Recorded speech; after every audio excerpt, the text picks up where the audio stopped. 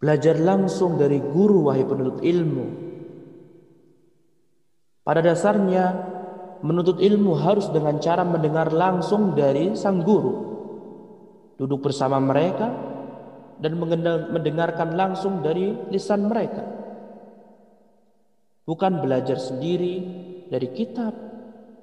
Karena belajar langsung dari guru adalah mengambil nasab ilmu dari pembawa nasab ilmu yang berakal, yaitu sang guru. Adapun kalau belajar sendiri dari buku, maka buku itu hanyalah benda mati. Maka bagaimana mungkin nasab ilmunya bisa bersambung?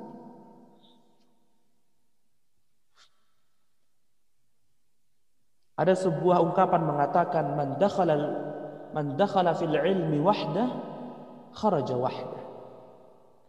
Barang siapa yang memasuki sebuah ilmu, suatu bidang ilmu seorang diri, maka dia akan keluar juga seorang diri. Maksudnya barang siapa yang mempelajari ilmu tanpa guru, ia akan keluar tanpa ilmu. Karena ilmu adalah sebuah bidang keahlian yang butuh pada ahlinya, maka harus dipelajari dari ahlinya yang mumpuni. Hal ini hampir menjadi kesepakatan para ulama, kecuali beberapa ulama yang berpendapat agak aneh. Semacam pendapat Ali bin Rudwan al-Misri, seorang dokter yang meninggal pada tahun 453 Hijriah. Namun pendapatnya telah dibantah oleh para ulama di zamannya maupun ulama yang datang setelahnya. Imam Az-Zahabi rahimahullah, beliau mengatakan Ali bin Ridwan al-Misri tidak memiliki guru. Dia cuma menyibukkan diri dengan belajar langsung dari kitab. Dia menulis sebuah kitab tentang kemungkinan belajar langsung dari buku, dari kitab. Dan hal itu lebih baik daripada belajar dari seorang guru. Ini adalah merupakan kesalahan.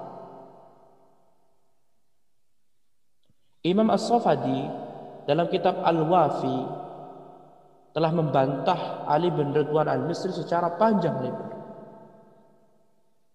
Begitu juga Imam Zabidi dalam kitab Syarhul Ihya dengan menukil dari banyak para ulama.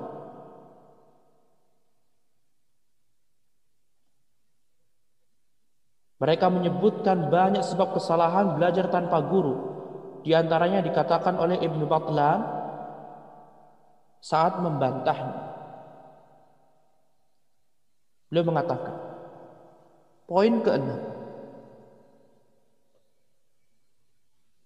Dalam kitab ada banyak hal yang bisa menghalangi seorang mendapatkan ilmu yang tidak dialami jika ia mempelajari dari seorang guru, yaitu kesalahan tulisan yang bisa timbul karena kesamaan huruf, padahal kesalahan itu sering terjadi pada pandangan mata. Juga kurang mengerti tentang i'rab, kitab yang ada rusak atau sedang diperbaiki, atau ada tulisan yang tidak terbaca, juga membaca sesuatu yang tidak tertulis, serta tentang mazhab pengarang kitab. Belum lagi jeleknya kopian atau buruknya salinan. Bisa juga seorang pembaca mencampur adukan antara satu alenia dengan yang lainnya. Dasar-dasar ilmiah yang masih rancu, adanya lafaz-lafaz, kalimat-kalimat yang susah dan sudah menjadi istilah tersendiri dalam sebuah bidang ilmu tertentu yang belum bisa difahami.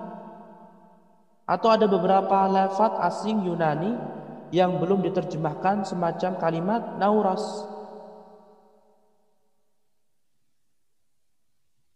atau naurus. Semua ini bisa menghalangi seorang dalam belajar. Seorang penuntut ilmu sebenarnya bisa ringan mempelajarinya dengan bimbingan seorang guru.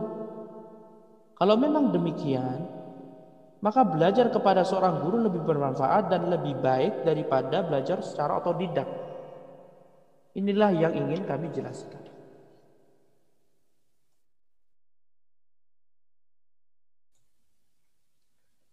Imam As-Safadi berkata,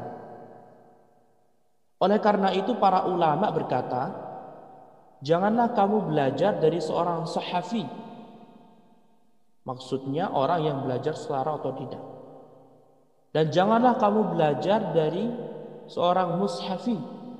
Maksudnya orang yang belajar baca Al-Quran secara otodidak.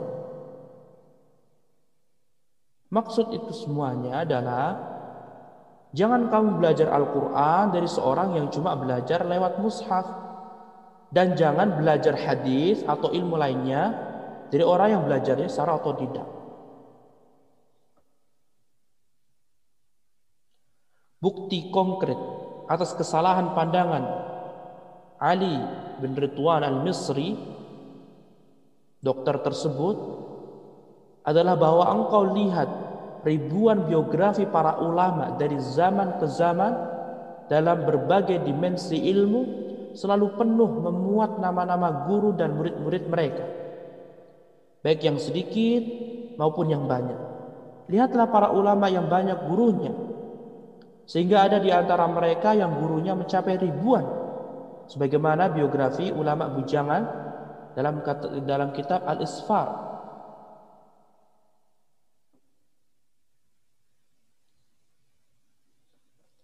Imam Abu Hayyan Muhammad bin Yusuf Al-Andalusi yang meninggal pada tahun 745 Hijriah, setiap kali disebut Ibnu Malik, pengarang Alfiyah Ibnu Malik, Abu Hayyan pun selalu bertanya, mana gurunya?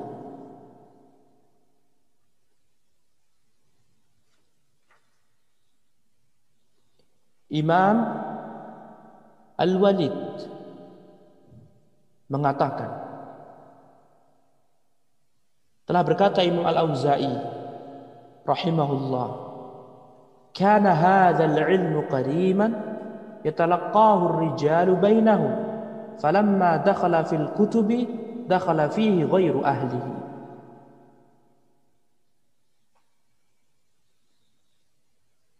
Dahulu ilmu ini sangatlah mulia ketika para ulama satu sama lainnya saling menimba. Namun tatkala ilmu sudah masuk ke buku-buku, ke kitab-kitab, orang-orang yang bukan ahlinya pun memasukinya. Imam Ibnu Mubarak juga meriwayatkan ucapan yang serupa dari Imam Al-Auza'i rahimahullah. Tidak diragukan lagi bahwa belajar secara otodidak langsung dari buku atau sekedar dapat ijazah pengakuan dari seorang guru akan terjadi kesalahan, terutama sekali pada zaman itu. Ketika kita belum memakai titik dan harokat, maka bisa saja terjadi kesalahan membaca kata sehingga akan mengubah maknanya, yang tidak akan terjadi kalau belajar dari seorang guru. Demikian juga mengajarkan hadis. Kalau hanya sekedar dari hafalan, akan banyak salahnya. Berbeda dengan meriwayatkan hadis dari sebuah buku yang sudah diteliti.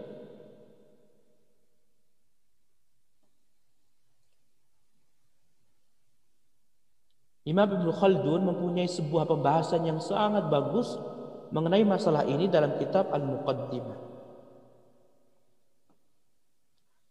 Ada seorang penyair yang melantunkan sebuah bait syair, man lam yushafi' aliman bi usulihi fayaqinuhu fil mushkilati dhunun. Barang siapa yang tidak belajar langsung dasar-dasar ilmu dari seorang guru,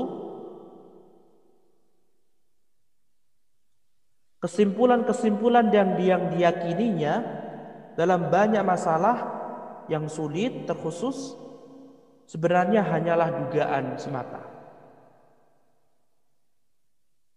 Abu Hayyan seringkali melantunkan bait syair ini.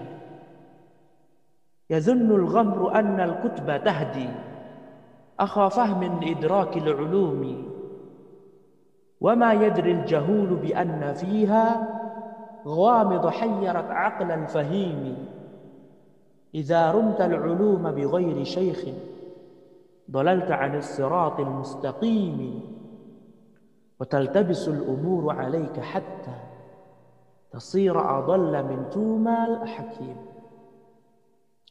Orang bodoh menyangka bahwa buku bisa membuat orang pandai memperoleh ilmu. Orang-orang bodoh tidak tahu bahwa dalam buku banyak perkara sulit yang terkadang membingungkan orang yang cerdas. Karena kalau engkau menginginkan ilmu tanpa guru, niscaya engkau akan tersesat dari jalan yang lurus dan akan banyak masalah yang rancu bagimu, sehingga engkau akan lebih tersesat daripada Tuma al-Hakim.